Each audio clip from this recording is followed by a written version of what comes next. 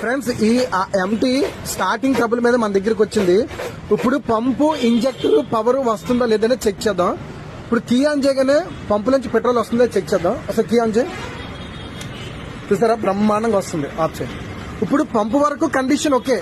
ఇప్పుడు మనకి ఇంజెక్టర్ బాగుందా లేదా అనేది చెక్ చేద్దాం.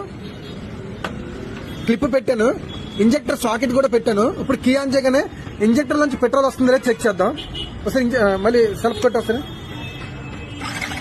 చూసారా రావట్లేదు. చూసారా సెల్ఫ్ కొట్టినా ఇంజెక్టర్ నుంచి పెట్రోల్ రావట్లేదు. అంటే ఇక్కడ రెండు కంప్లైంట్లు బాగా చెప్తాను చూడండి. ఇంజెక్టర్ కంప్లైంట్ ఉన్నా పెట్రోల్ అనేది బయటికి రాదు. ఇంజెక్టర్ కప్లర్ కి పవర్ రాకపోయినా పవర్ అనేది రాదు. చూసారు కదా. ఇప్పుడు దీనికి పవర్ వస్తుందా లేదా చెక్ చేయాలి.